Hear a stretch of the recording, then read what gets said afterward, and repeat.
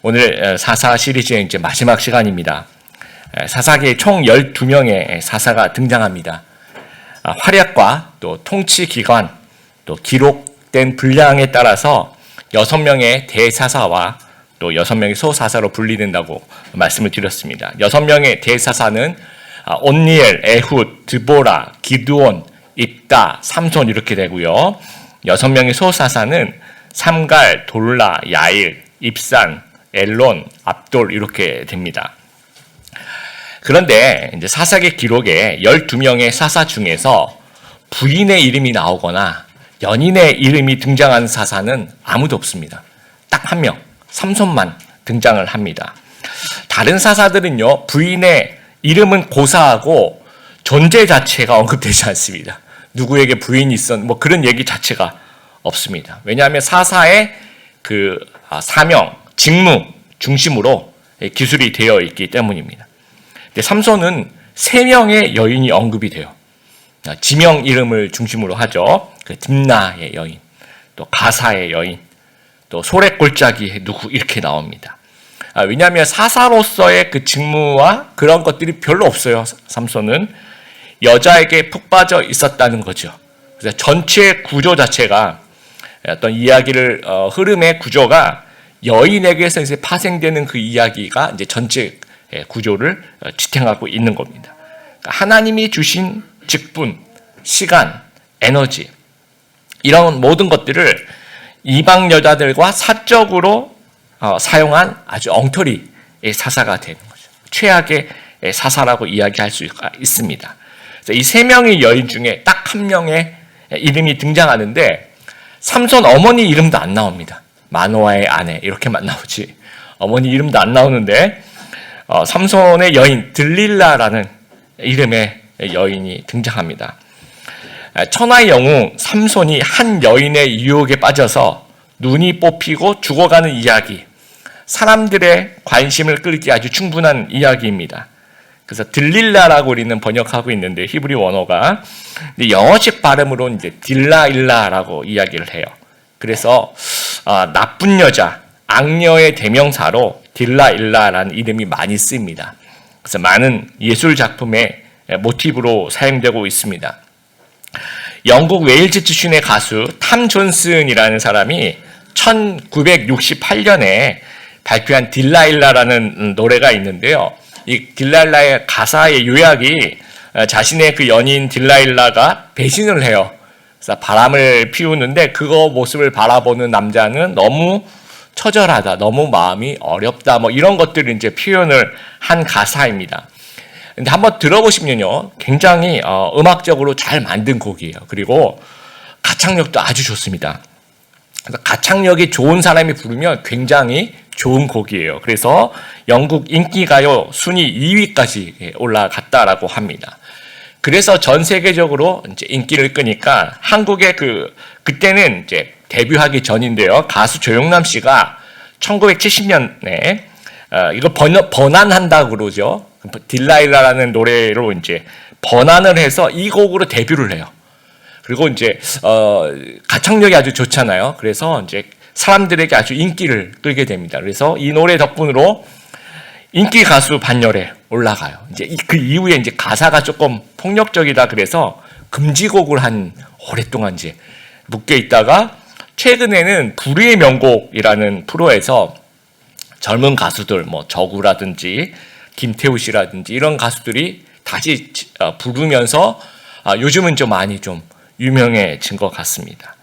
오페라도 있습니다. 프랑스 작곡가 카미오 생상스의 그 오페라 삼손과 델라가 제일 유명하고요. 그 이외에도 많은 나라들이 이제 많은 또 각색을 해서 이렇게 많은 오페라들이 있고요. 영화도 이제 삼손과 들릴라라는 이름으로 여러 나라에서 여러 편이 제작이 되고 있습니다. 근데 우리는 이제 성도니까 예술적인 관점이 아니라 신앙적인 이제 관점으로 바라보아야 되겠죠. 한 나라의 지도자가 어떻게 한 여인의 유혹을 못 이기고 비참한 최후를 맞이하게 되었는가? 어떻게 이런 일이 일어날 수 있는가? 우리가 영적인 교훈을 한번 찾아보았으면 좋겠습니다. 그래서 성도가 가질 수 있는 지나친 자기 과신과 영적 방심의 위험성에 대해서 좀 우리 말씀을 좀 살펴보았으면 좋겠습니다. 오늘 1절 말씀에 이제 가사로 갔다라고 되어 있는데요. 오늘날은 우리가 이제 가자라고 부릅니다. 그래서 현재 이스라엘과 하마스 전쟁에 등장하는 그 도시 가자 지구라고 얘기하는 거기가 맞습니다. 블레셋의 5대 도시라고 하죠. 여러분 그 왼쪽 사진을 보시면 왼쪽 그림을 보시면 블레셋 5대 도시 이스라엘과 가까운 순서대로 보시면 가드 찾으셨어요. 그 다음에 에글론, 그 다음에 해안 중심으로 아스돗, 아스글론, 그 다음에 가자라고 불리는 이렇게 5개 도시가 같이 이제 연합하면서 블레셋을 이루고 있는 겁니다. 근데 지금 어디로 갔습니까? 가사로 갔죠. 블레셋 제일 안쪽 도시로 들어가고 있는 거죠. 그래서 가서 뭐 했습니까? 중요한 일을 하러 갔습니까? 아니에요. 유흥을 하러 간 거죠. 아주 엉터리 사사입니다. 바로 앞장의 15장에 어떤 일이 있었습니까? 삼손이 나귀 턱뼈로 1000명의 블레셋을 죽이는 그런 장면이 있어요. 그러니까 블레셋 입장에서는 삼손을 보면 아주 경계를 하겠죠. 그렇죠? 최고 수위의 경계를 할 겁니다. 그런데 삼손은 가장 깊숙한 블레셋 도시에 등장을 합니다. 그리고 뭘 합니까? 유흥을 하는 거죠. 유흥할 때 여러분 무장을 다 해제하겠죠. 그렇죠? 이스라엘에서 또 충분히 할 수 있는데 왜 거기까지 가서 굳이 유흥을 하느냐라는 거죠. 그리고 경호원을 대동하거나 군대를 데려가지 않습니다. 그냥 혼자 가는 거야. 아주 깊숙이. 이게 이제 자기 과신이에요. 이게 방심이라는 거예요. 왜 이렇게까지 했을까요? 지금까지 다 이겼다라는 겁니다. 과거의 성공의 경험이 현재의 방심으로 이어지는 겁니다. 사자도 여러분 사자가 나타나면 그 당시에는 목숨을 잃는데 삼손은 그냥 염소 새끼를 찢듯이 그렇게 찢었다라고 이야기해 자신감이 생기는 거죠. 그리고 이제 딥나에 이제 결혼식에 가서 수수께끼 상품을 조달하기 위해서 30명을 단숨에 죽이는데 그 도시가 어디냐면요, 여러분 아스글론이라고 보이시죠? 가사 위에 거기까지 가서 그리고 이제 오른쪽 그림에 보시면 여러분 딥나라는 곳, 그 다음에 고향이 이제 소라라는 땅이죠, 보이시죠? 딥나 또 소래 골짜기 딥나 다 근처에 있습니다. 딥나에서 그 30명을 죽이기 위해서 한참 걸어가서 아스글론까지 간 거예요. 아스글론도 굉장히 깊이 들어간 거죠, 그렇죠? 거기 가서 30명을 죽여도 아무 문제가 없다는 거예요. 그러니까 이제 좀 더 깊이 들어가자 이렇게 생각이 됐던 것 같아요. 그리고 이제 1000명을 죽이죠, 그렇죠? 네. 최첨단 무기로 죽이는 게 아니고요, 낙타 턱뼈로 죽인다는 거죠. 그러면서 이제 더 자신감이 붙는 거죠. 너희는 내 상대가 안 된다라는 거예요. 그러니까 혼자 가장 깊은 가사로 걸어 들어가는 겁니다. 고향인 그 소라 땅에서 약 80km 떨어진 그곳까지 갔더니 2절에 보니까 가사 사람에게 삼손이 왔다고 알려짐에 그들이 곧 그를 애워싸고 밤새도록 성문에 매복하고 밤새도록 조용히 하여 이르기를 새벽이 되거든 그를 죽이려 하였더라. 아무도 공격하는 사람이 없어요. 삼손이 등장하면 와서 이제 전투를 시작해야 될 거 아니야. 그리고 이제 왜냐하면 정면 공격이 불가능하다라는 것을 이들도 알고 있는 거예요. 그래서 그냥 포위만 하는 거예요. 새벽에 기습을 하겠다. 3절에 보니까 삼손이 밤중까지 누워있다가 그 밤중에 일어나서 성 문짝과 두 문설주와 문 빗장을 빼어가지고 그것을 모두 어깨에 메고 헤브론 앞산 꼭대기로 가니라. 밤중에, 그러니까 새벽에 이제 공격이 임할 것 같다는 생각이 들었던 것 같아요. 그래서 밤중에 조금 일찍 일어나서 성 문짝들, 그리고 그 문짝들의 그 기둥, 이제 문설주라고 얘기하는 그 기둥과 그 다음에 이제 문짝들이 있으면 그 이제 문빗장들이 있을 거 아니에요. 그것도 이제 굉장히 크겠죠. 그것을 전부 다 어깨에 이제 메고 가는 겁니다. 그러니까 당시 블레셋 성읍과 성벽, 또 불침번들 이런 것들을 다 고증을 해보면 삼손이 적어도 이 성문을 떼고 이런 것들을 어깨에 메고 가기 위해서는 6개의 초소를 통과해야 된다라는 거예요. 그런데 그 6개의 초소에 전혀 교전 자체가 없는 겁니다. 다들 그렇게 덤빌 수가 없는 거죠. 그래서 여러분 그 오른쪽 그림을 보시면 가사에서 헤브론까지 걸어서 약 60km를 그걸 무거운 걸 이고 가는 겁니다. 그리고 여러분 그 그림의 그 색깔을 보시면요. 바닷가 근처는 색깔이 약간 녹색이죠. 거기 이제 평야지대가 녹색입니다. 그리고 오른쪽 그 헤브론 쪽으로 가면서 약간 갈색으로 색깔이, 여기는 이제 고지대로 올라가는 거예요. 그래서 해안 저지대에서 산악 지역 고지대로 올라가는 그 험난한 길을 엄청난 무게의 그 성 문짝들을 메고 이제 올라가서 그 헤브론에 갖다 놓는 겁니다. 이거는요, 이 블레셋에 대한 엄청난 조롱입니다. 그리고 자신의 힘에 대한 과시를 하고 있는 거예요. 그러니까 너무 자신감이 넘치면, 또 거기에 너무 심취했으면 반드시 이제 걸려 넘어지게 됩니다. 오래전에 이제 호주에 그 스티브 어윈이라는 사람이 있어요. 기억하시는 분들도 계실 텐데요. 사육사 출신의 그 동물 프로그램을 진행하는 유명 방송인입니다. 이 카키색 셔츠와 반바지와 갈색 작업하기, 굉장히 이분의 그 시그니처한 복장인데, TV 프로그램의 악어 사냥꾼이라는 프로그램 진행, 저도 본 기억이 있습니다. 뭐 호주판 강형욱이라고 할까요? 아주 그 스릴 넘치는 즐거움을 주고 있는데 쇼맨십이 대단합니다. 뭐 그냥 악어를 이렇게 옆에서 보는 게 아니고요. 가서 그냥 악어를 잡고, 그 다음에 뭐 만지고 뒹굴고, 굉장히 사람보다 훨씬 큰 애들 뒹굴고 막 씨름을 하고요. 거대한 뱀을 맨손으로 잡고 목에 감고 아슬아슬하게 선을 넘나들어요. 선을 넘나든다, 요즘에 선을 탄다 그러죠. 아슬아슬하게. 정말 위험해 보이는 게 이제 쇼의 그 백미입니다. 그러면서도 아주 전문가죠, 이분은. 10년 이상 인기를 누리면서 세계적인 스타가 돼요. 그러는 중에 바다에서 가장 위험한 것들이라는 제목의 다큐멘터리를 찍다가 이 노란 가오리가 이제 지나가니까 이분이 그 노란 가오리를 따라간 거예요. 그리고 계속 이제 카메라만 찍고 있고. 그래서 노란 가오리 그 뒤에서 계속 수용을 해서 이제 가서 만지고 이제 그렇게 하려고 늘 하던 것처럼.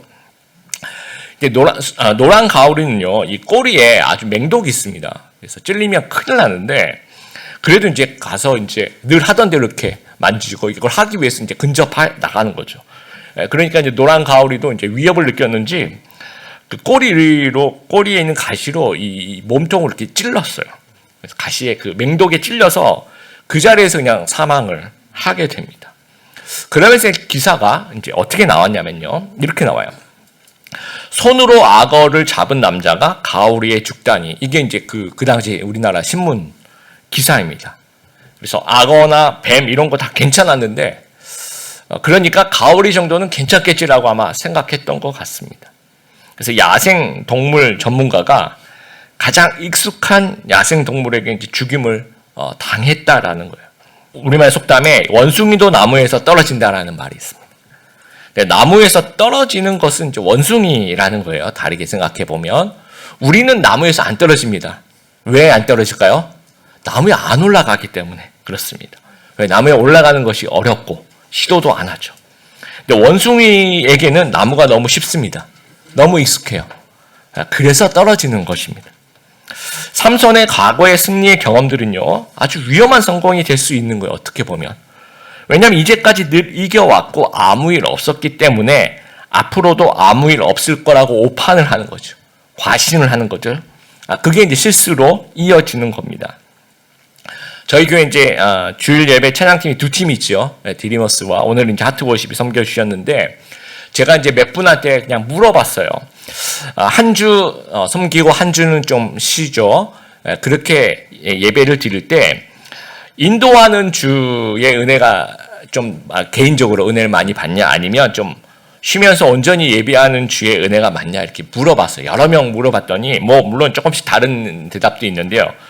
대부분이 그러니까 우리 생각에는 좀 쉬는 주간, 그래서 11시 딱 맞춰서 정시에 이렇게 도착을 했어요. 편안하게 여유 있게 잠도 푹 자고 그렇게 예배를 드리는 것이 더 은혜가 있을 줄 아는데 그렇지 않대요. 인도하는 주에 훨씬 더 자기는 은혜를 받는다고 합니다. 왜냐하면 일주일 내내 이제 그거 가지고 연습을 하고 머릿속에 이것에 대한 기도와 이제 묵상이 있고요. 그다음에 아침 일찍 우리 9시 반 전에 도착하죠, 그렇죠? 그래서 이제 11시까지 또 연습하고 또 1부와 2부 내내 긴장하면서 섬기고 집중을 하는 거예요. 그래서 여러분 예배는요, 이건 이제 우리 청년들이 이제 이런 말을 많이 하는데, 여러분 각 잡고 한다라는 말 아세요? 무슨 말인지 아세요? 예배는 각 잡고 드려야 되는 거예요. 무슨 뜻인지 아시겠죠? 그냥 편안하게 이렇게 드리면 이게 예배가 잘 안 돼요. 여러분 온라인 예배가 좀 힘들었던 이유가 각이 잘 안 잡힙니다, 여러분. 그래서 우리가 이렇게 방심하게 되기를 쉬워요. 우리가 이제 교회 오면서도 내가 교회 진짜 몇 년을 다녔는데 내가 모태신앙부터 시작하면 우와 막 30년, 40년, 50년 이렇게 다녔는데 이렇게 생각하면 그 예배에 실패할 수 있는 겁니다. 뭐 좀 지각하면 어때? 핸드폰 보면서 예배를 드려도 충분히 나는 이해할 수 있어. 나는 온라인으로 드려도 난 충분히 예배할 수 있어. 이런 익숙함에 우리는 속게 되는 겁니다. 그래서 우리 한 1시간 전에 한번 도착해 보세요, 여러분. 1시간 전에 이렇게 도착하셔서 커피도 한잔 하시고 옆에 산책하는 코스가 있습니다. 거기서 이제 좀 산책도 하시고 이렇게 아이들도 좀 보시고 이 사람 저 사람 대화하시고 그리고 예배를 한번 들어와 보세요. 완전 다른 예배입니다. 완전 다른 예배예요. 하인리히의 법칙이라고 있습니다.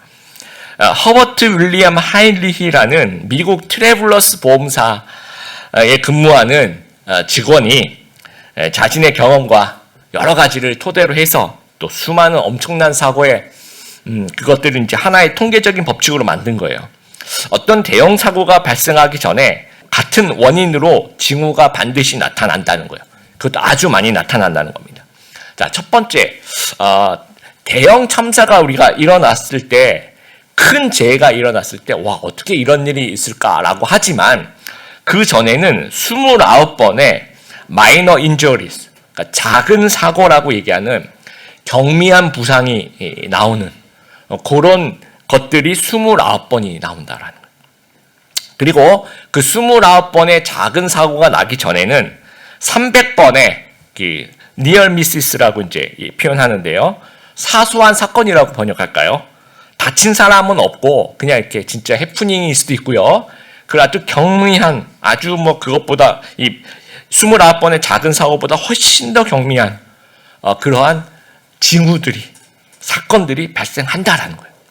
그래서 300번의 그 사소한 사고가 났을 때 이때 조심하고 보완하면 된다는 거예요. 그러면 이 29번의 작은 사고가 일어나지 않는다는 겁니다. 또 이 29번의 작은 사고가 일어날 때 정말 경계심을 가지고 조심하고 보완하면 이 한 번의 대형 참사가 일어나지 않는다라는 겁니다.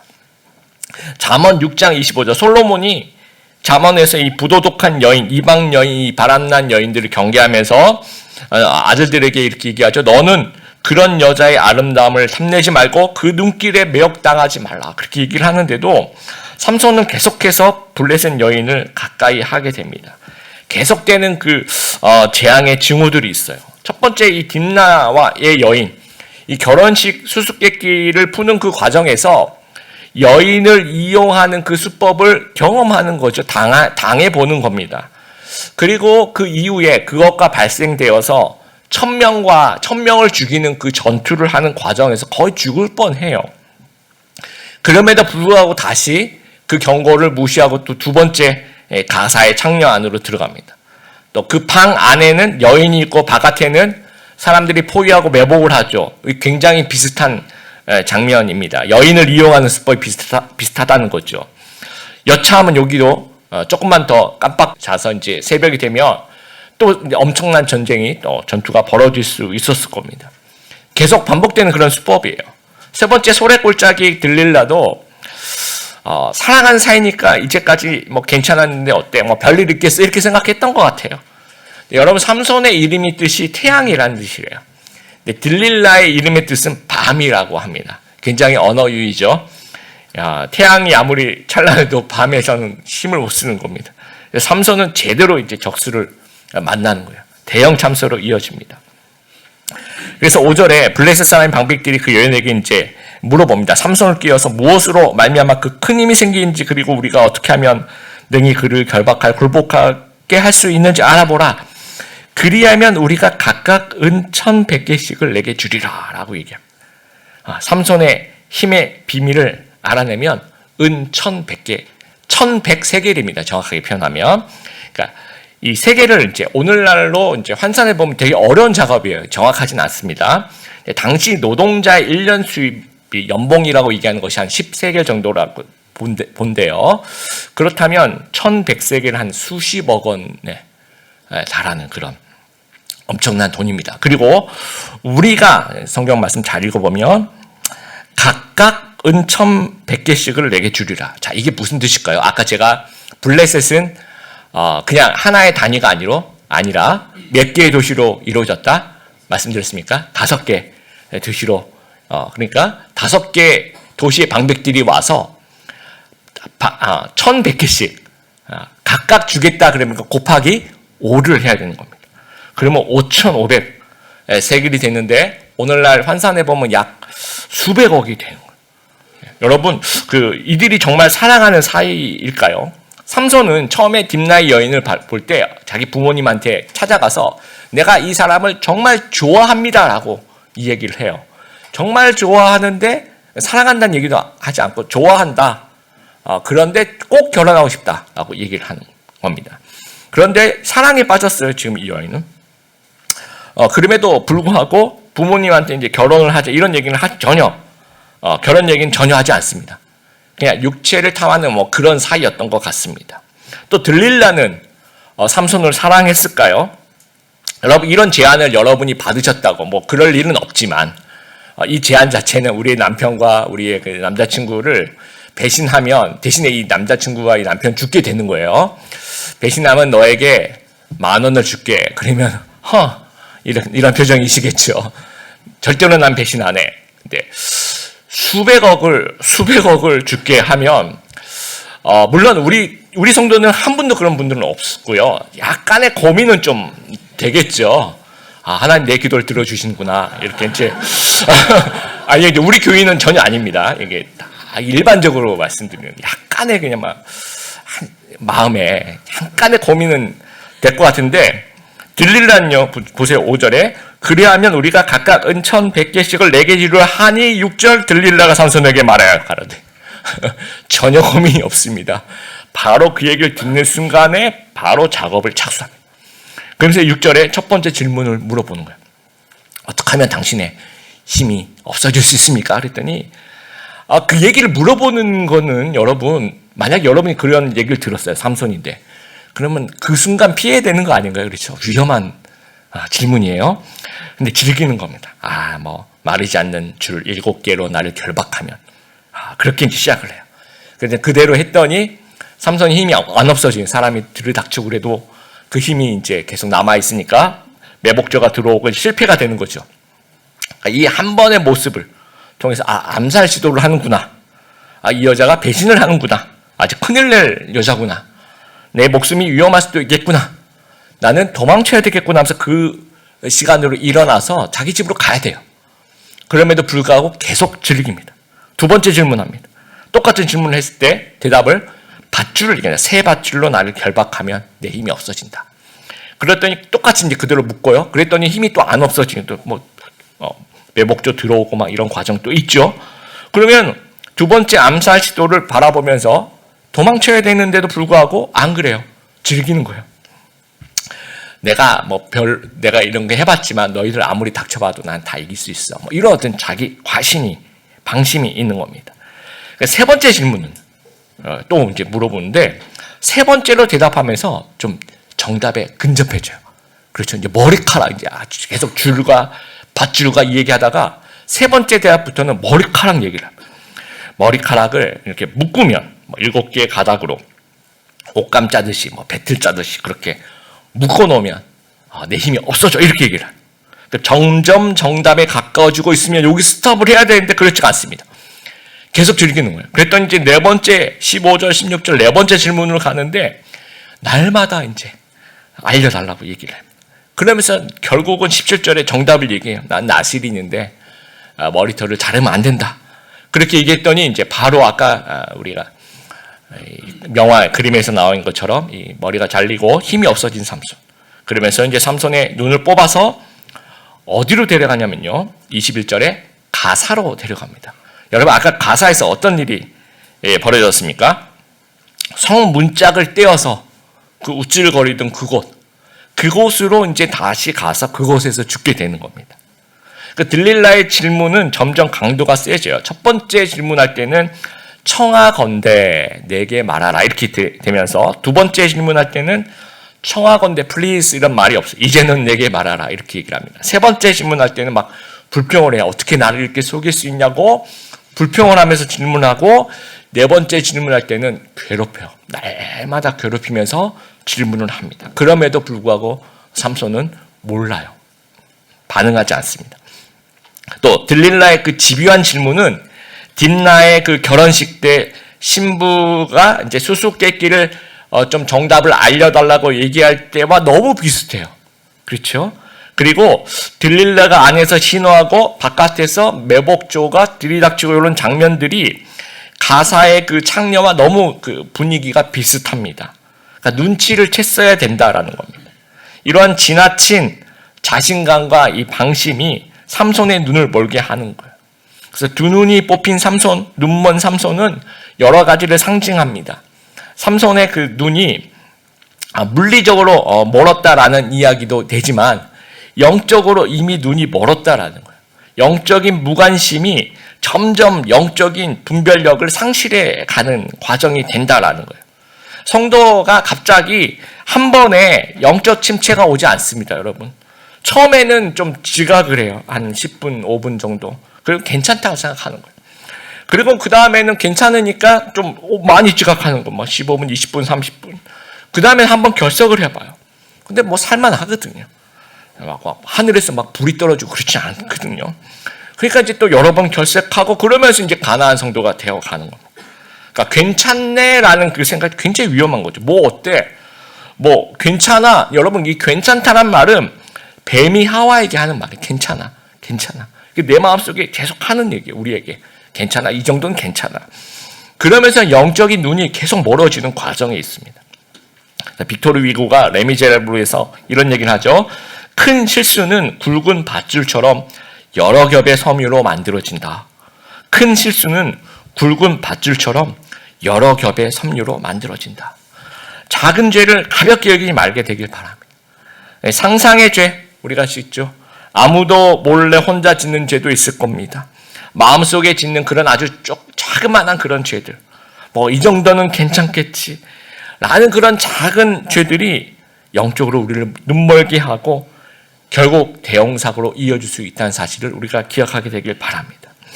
여러분, 눈이 뽑힌 삼손은 이제 무엇을 하고 있습니까?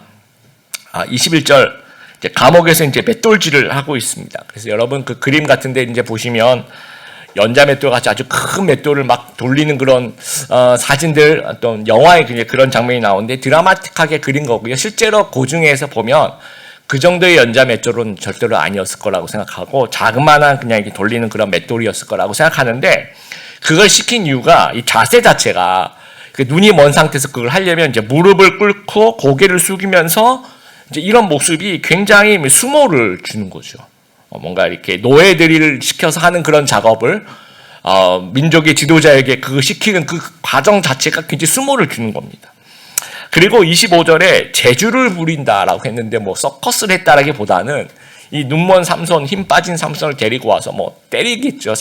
채찍으로. 그러면 그걸 맞고 움직이고 오른쪽 왼쪽으로 가는 그 모습을 이제 재주 부린다라고 아마 얘기했던 것 같습니다. 막 희롱을 하는 겁니다. 그래서 가사에서 그 성문짝을 떼어가며 수모를 주었던 삼손, 이제는 되돌아서 이제 다시 그 수모가 나한테 다시 돌아오는 거죠. 내가 수모를 당하는 겁니다.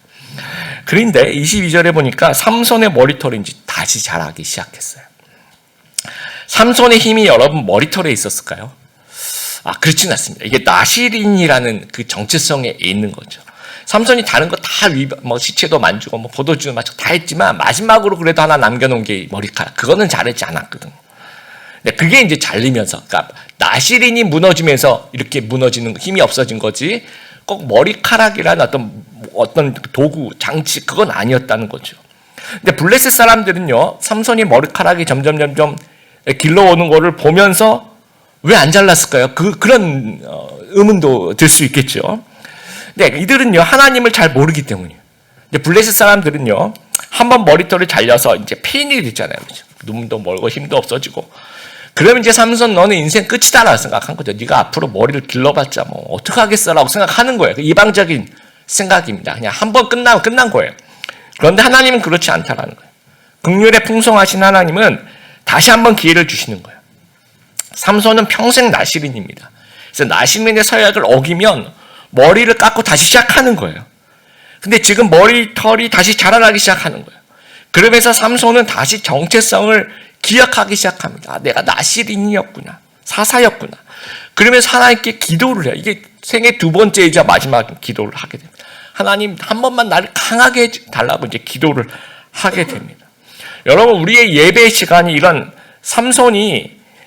삼손처럼 이렇게 실패하고 상한 마음을 가지고 이곳에 와서 그러나 이 예배가 진행되는 그 과정 속에서 여러분이 정체성을 기억하면서 내가 나시린이었구나라는 것을 다시 한번 기억하면서 또 여러분의 그 영적인 머리털이 점점 자라나고 그러면서 하나님께 기도하면서 그 힘을 회복하는 그런 귀한 시간이 되었으면 좋겠습니다. 그리고 29절에 이제 다곤의 신전의 두 기둥, 원형 바위 위에 새겨진 아주 거대한 기둥들, 신전의 그 지붕과 상층을 받치고 있는 그 기둥들을 무너뜨리면서 27절에 보면 한 3,000명가량 있었다라고 봅니다. 그래서 블레셋 사람을 죽이고 자신도 죽는 그런 마지막을 가지게 됩니다. 혹시 우리가 영적으로 하나님과 지금 현재 깨어진 관계라면 이게 끝이 아니라는 거죠. 언제든지 다시 회복할 수 있는 것입니다. 신앙 정체성 안으로 들어와야 된다는 거예요. 이 핵심이 기도예요. 여러분이 기도 안으로 들어와야 되는 거죠. 이 삼손은 딱 일생에 물론 정확하게는 모르겠지만 기록된 건 딱 2번 하나님께 기도를 합니다. 그러나 우리는 2번이 아니라 다윗처럼 매일의 시편을 하나님께 올려드려야 되는 거죠. 그래서 히브리서 11장 믿음장에 삼손의 이름이 들어가 있습니다. 아마도 비록 엉터리 사사였지만 그 마지막 이 부분, 회복된 이 마지막 이 부분 때문에 들어간 것은 아닐까 이렇게 생각합니다. 여러분, 우리가 하나님께 축복과 재능을 달라는 기도를 좀 많이 합니다. 힘을 주세요. 재능을 주세요. 물질을 주세요. 은사를 주세요. 지혜를 주세요. 이런 얘기들 많이 해요. 근데 삼손은요, 아주 큰 것을 많이 받은 사람이에요. 큰 축복을 받은 사람인데 받으면 뭘 하냐는 거죠. 받아도 쓸 준비가 전혀 안 돼 있는데 받으면 뭘 하냐는 겁니다. 여러분, 하나님이 여러분에게 진짜 여러분 기도하는 걸 주시면 그거 가지고 뭘 할 겁니까? 어떻게 사용할 것입니까? 그래서 사사기 마지막 절 21장 25절 이렇게 요약합니다. 사사기를 각자 소견에 옳은 대로 행했다. 결국 사사기가 요약하는 것은요, 전에도 말씀드린 것처럼 나쁜 사람이라는 거예요. 내 마음대로 나밖에 없어. 하나님도 없어. 이런 어떤 나쁜 사람이 진짜 나쁜 사람이더라는 겁니다. 하나님 없이 내 마음대로 사는 사람의 결말이 비참하다라는 거예요. 이스라엘 백성이 그랬고 일부 사사들이 그랬고 삼손이 그랬고 나도 그럴 가능성도 있다라는 겁니다. 그래서 내가 얼마만큼의 많은 재능을 가졌는가가 아니라 내가 어떤 사람인가 더 중요하다라는 거예요. 그래서 하나님의 사람이 되어서 하나님의 뜻대로 행하는 귀한 하나님의 백성들 다 되시기를 바랍니다. 말씀을 좀 마무리하겠습니다. 과거의 성공이 오늘의 승리를 보장하지 않습니다. 자칫하면 위험한 성공이 될 수 있습니다. 영적으로 방심하지 알게 되기를 바랍니다. 적 앞에서, 죄 앞에서 자만하게 되지 않기를 바랍니다. 언제나 우리는 무너질 수 있는 연약한 인간임을 기억하면서 죄를 얕잡아 보지 말고 언제나 좀 FM으로 승부하는 여러분 되시기를 바라고, 두렵고 떨림으로 언제나 최선을 다해서 영적인 전투에 임하는 하나님의 사람 다 되시기를 주님의 이름으로 축복합니다.